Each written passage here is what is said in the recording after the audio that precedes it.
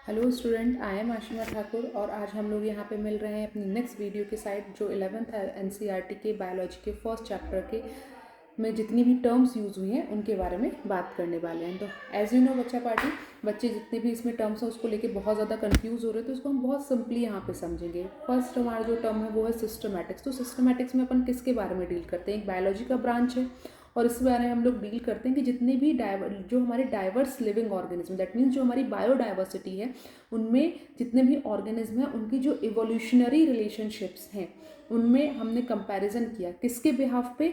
उनके comparative anatomy के behalf पे, उनके कंपैरेटिव मॉर्फोलॉजी के बिहाफ पे, इकोलॉजी के बिहाफ पे, बायोकेमिस्ट्री, ठीक है, और मॉर्फोलॉजी, फिजिक्स, यानी कि डिफरेंट जो कंपैरिजन्स थे उनके डिफरेंट कैरेक्टर्स को लेके जहाँ वो रह रहे थे उनको लेके हमने इस ब्रांच में डील किया है। नेक्स्ट हमारी जो चीज़ है वो है अपन की टेक्सोनॉमी। टेक्सोनॉमी में हम लोग, ये भी बायोलॉजी का एक ब्रांच है, टेक्सोनॉमी में हम लोगों ने डील किया जितने भी हमारे बायोडाइवर्सिटी में जो ऑर्गेनिज्म है उसमें सबसे पहले हमने उनको आइडेंटिफाई किया, फिर उनका नॉमेनक्लेचर किया एंड देन फिर उनको हम लोगों ने क्लासिफाइड कर दिया। तो वो सारी चीज़ें आ जाती हैं आपकी टेक्सोनॉमी के अंदर। फिर अपन बात करते हैं क्लासिफिकेशन।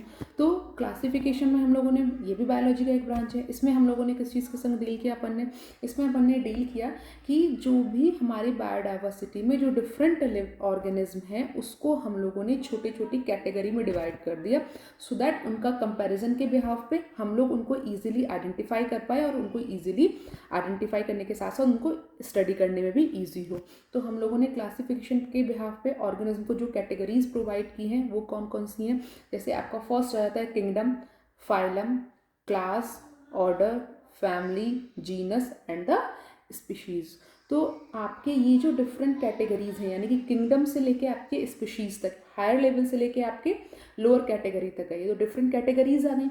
और ये जो आपका किंगडम के बाद जो फाइलम आता है, तो फाइलम जो कैटेगरी है वो एनिमल के केस में यूज़ किया जाता है और प्लांट के केस में यहाँ पे फाइलम के प्लेस पे डिवीज़न वर्ड का यूज़ किया जाता है, ठीक है। इसके बाद हम लोग बात करते हैं जो नेक्स्ट हमारी टर्मिनोलॉजी है, दैट इज़ आपकी नॉमेनक्लेचर। नॉमेनक्लेचर में क्या किया जाता है? नॉमेनक्लेचर में हम लोग बात करते हैं जितने भी हमारे ऑर्गेनिज्म हैं उसको हम लोगों ने डिवाइड कर दिया। कैसे डिवाइड किया? उसको हम लोगों ने उसका नामकरण कर दिया, नॉमेनक्लेचर कर दिया। और उसमें हमने 2 वर्ड सिस्टम यूज़ किया। अपन ने 2 वर्ड सिस्टम यूज़ किया, दैट मीन्स जो फर्स्ट नेम होगा वो उनका जीनस होगा और जो सेकेंड नेम होगा वो उनका स्पीशीज़ होगा। जैसे अपन लोग का भी होता है ना, first name and the second name, like my first name is Ashima and the second name is Thakur. In the same way जो फर्स्ट नेम है उसको जीनस कंसिडर करेंगे, जो सेकेंड नेम है ठाकुर उसको स्पीशीज़ कंसिडर करेंगे। फॉर एग्जाम्पल अगर अपन लें तो मैंगो का क्या है? Mangifera indica. तो Mangifera is a genus and the indica is the species. Next है आइडेंटिफिकेशन। ये एक नेक्स्ट टर्म है जिसमें हम लोगों ने जितने भी हमारे बायोडाइवर्स ऑर्गेनिज्म हैं उनको हमने आइडेंटिफाई किया। अब आइडेंटिफाई करने में हमें कीज एक टर्म होती है जिसने हेल्प किया। अब ये की क्या है? बच्चे इसको ईजिली नहीं समझ पाते, तो बहुत ही सिंपल है बेटा। कीज का मतलब होता है कि हम लोगों के पास जितने भी बायोडाइवर्स ऑर्गेनिज्म हैं हमने उनके कैरेक्टर्स की 2 कैटेगरी ली, एक सिमिलियर कैरेक्टर और एक डिसिमिलियर character.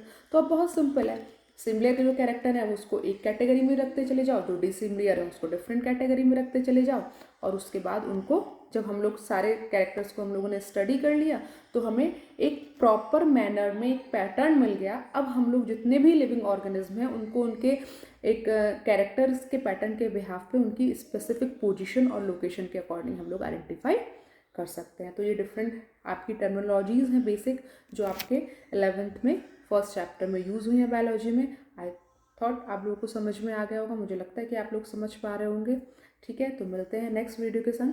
Thank you, bye bye.